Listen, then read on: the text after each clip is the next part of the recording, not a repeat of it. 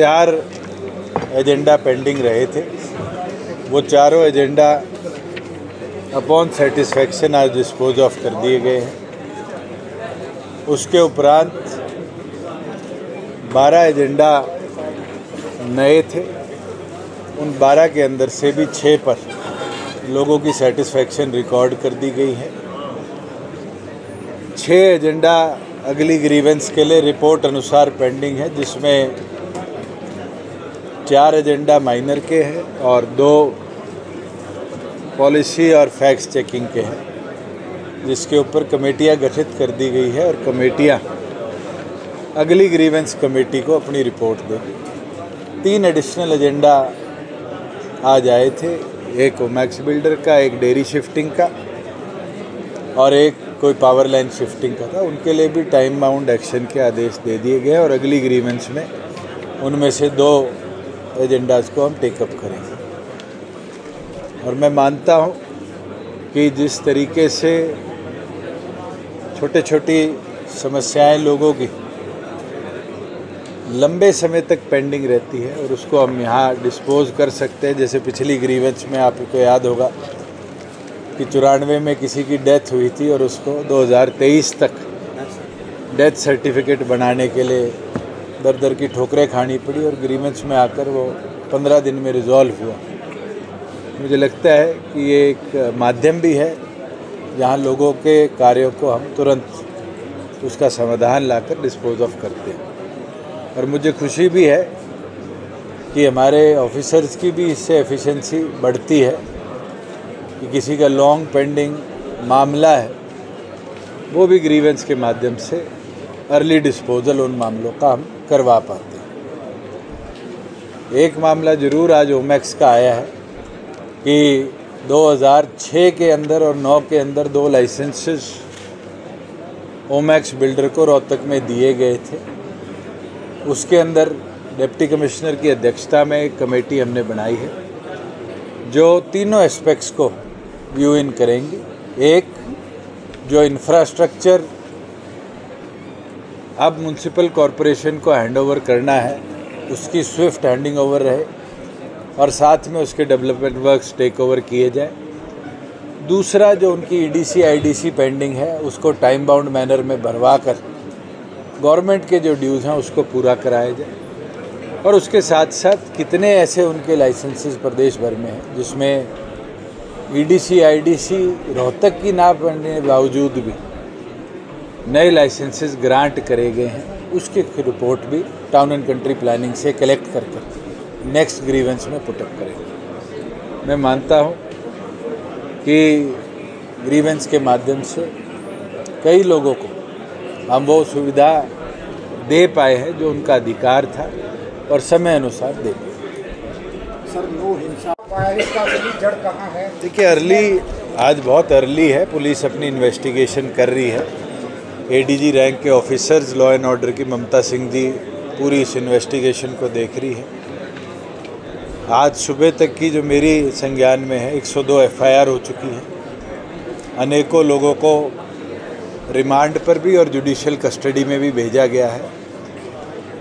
Media, social media और अलग अलग प्रकार के कम्युनिकेशंस के अंदर जिन जिन लोगों की इन्वॉल्वमेंट हुई है उनको मॉनिटर किया जा रहा है और सख्त से सख्त कार्रवाई, मुझे लगता है हम ही नहीं सभी लोग चाहते हैं कि उन लोगों के खिलाफ हो जिनने हरियाणा जैसे अमन शांति वाले प्रदेश में इस तरह की घटना को उकसाया है। लेकिन सर, सरकार जिस तरीके से ये कहा कि डीजीपी साहब तक को नहीं पता था, देखिए, मैं इसको फैक्चुअली कमेंट नहीं कर पाऊंगा।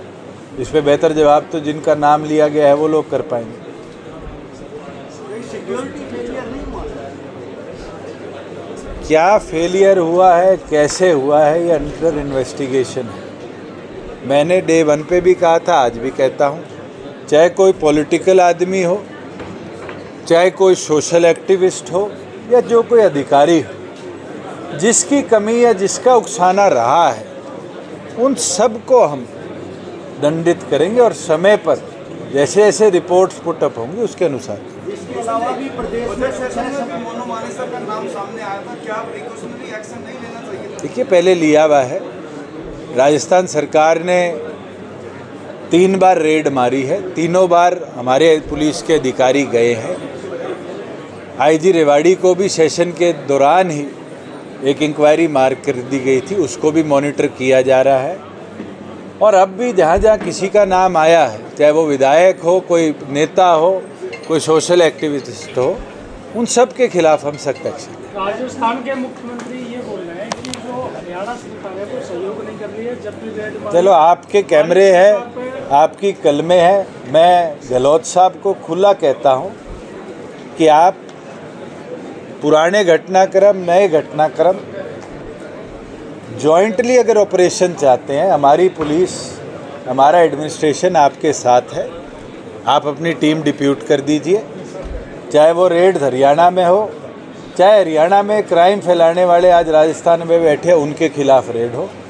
जब तक दोनों प्रदेश एक दूसरे का खुलकर सहयोग नहीं करेंगे, हमने तो 3 बार किया है जब उनकी टीम आई, ऐसे आरोपियों को जल्दी दबोता नहीं जाएगा। और उनको तुरंत एक्शन के लिए मुझे लगता है दोनों स्टेट्स को बयानबाजी छोड़कर प्रोएक्टिव होकर एक्शन लेना चाहिए। राहुल गांधी मामले में, डेफर्मेशन मामले में कल माननीय सर्वोच्च न्यायालय ने राहत दी और कांग्रेस ने कहा कि बीजेपी का षड्यंत्र था। तो क्या इस तरह की अधिकतम जो उनको सजा दी? हरियाणा विधानसभा के अंदर प्रदीप चौधरी जी विधायक थे, उनके खिलाफ 4 साल की हिमाचल के कोर्ट ने सज़ा सुनाई। उसके ऊपर हिमाचल के ही हाई कोर्ट ने उनको स्टे दिया। बत्रा जी हमारे साथ मेंबर है विधानसभा के, क्योंकि कोर्ट के आदेश अनुसार मेंबरशिप विड्रॉ होती है, वो प्रदीप चौधरी की भी हुई और उसके बाद रीइंस्टेट हुई। राहुल गांधी जी की भी सस्पेंशन जो है सुप्रीम कोर्ट ने सेंटेंस की करी है। कोर्ट के फैसले को वो पुटअप कर दे और पार्लियामेंट्री सेक्रेटरीट उस पर आगे अपना एक्शन इनिशिएट कर दे। लीगैलिटी में किसको सज़ा हुई, क्यों हुई, ये काम आपका मेरा नहीं है, न्यायालयों का काम है। न्यायालय जो फैसला करेंगे, मुझे लगता है संविधान के अनुसार हम सबको फॉलो करना पड़ेगा।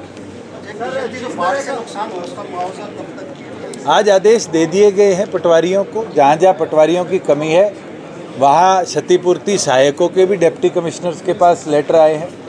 मैं अभी रोहतक आ रहा था तो आपके कथूरा और इस बेल्ट के अंदर कई गांव रोहतक के हैं, कई गांव सोनीपत के हैं, वहाँ भी पानी खड़ा है। मैंने आते ही डिप्टी कमिश्नर को कहा है कि इसकी तुरंत रिपोर्ट भेजी जाए, वेरीफाई कराकर कि हम इस महीने के अंदर बाढ़ग्रस्त क्षेत्र का भी और एक्सेसिव रेनफॉल में किसी के क्रॉप लॉस हुआ है उसका मुआवजा समय अनुसार देना है। सर, नू जैसे मामलों को लेकर के असामाजिक तत्व फायदा उठाते हैं और माहौल खराब कर रहे हैं, ऐसे लोगों के लिए क्या संदेश है? मैं तो एक चीज़ आपके और मेरे लिए रख सकता कि ऐसे लोगों को दूर करेंगे सामाजिक तौर पर, तभी जाके अमन शांति रहेगी। उनके लिए मैसेज देने का कोई फ़ायदा नहीं। उन्हें तो माहौल ख़राब करना है, वो हमारे प्रदेश का नहीं करेंगे, दूसरे का करेंगे। उनकी तो रोजी रोटी चलती है।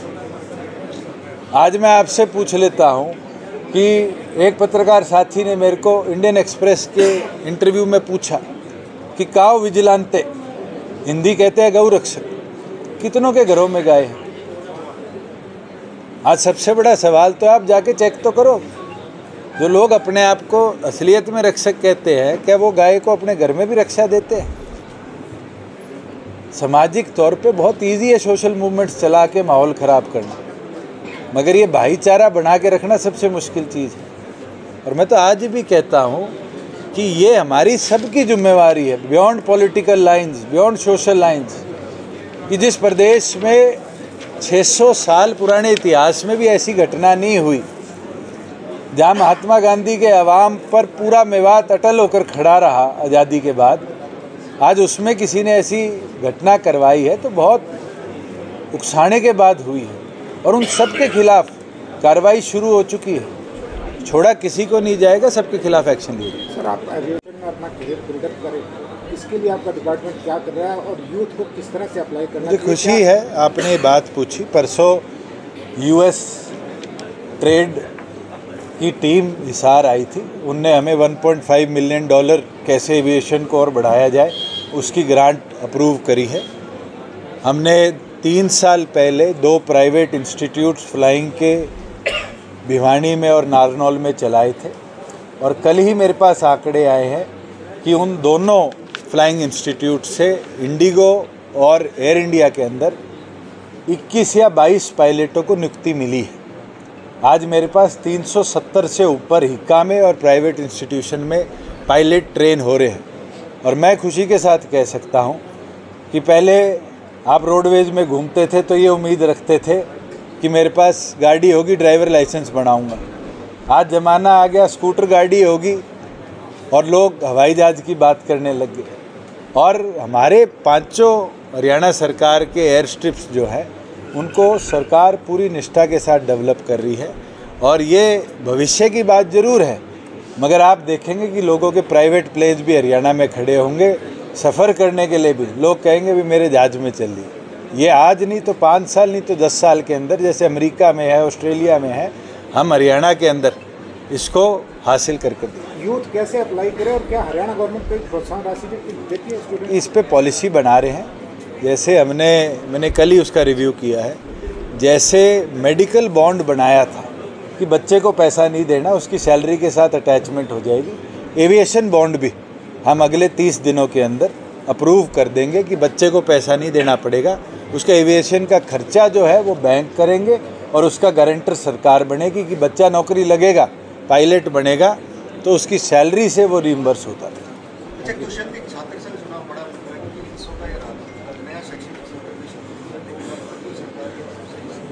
अभी एडमिशन प्रोसेस ख़त्म हुआ है और दिग्विजय सिंह पीछे सीएम साहब से मिले भी थे, चर्चा भी हुई थी और जल्द इस पे हम दोबारा बैठकर, क्योंकि एक मांग ये है कि डायरेक्ट या इनडायरेक्ट इलेक्शन होंगे, इसके ऊपर सरकार बैठ के चर्चा कर लेगी। मगर पॉजिटिव है और करवाएंगे। अच्छा, जेजेपी स्थापना दिवस को लेकर कैसी तैयारियां हैं और कौन-कौन से जो बड़े लीडर हैं शामिल? अभी तो 9 दिसंबर को है जेजेपी स्थापना दिवस। नहीं, जो इंसो का है छात्र संघ का, उसकी भाई मैं इंसो का मेंबर जरूर हूँ, प्रधान प्रदीप है, वो बताएगी। ठीक है सर।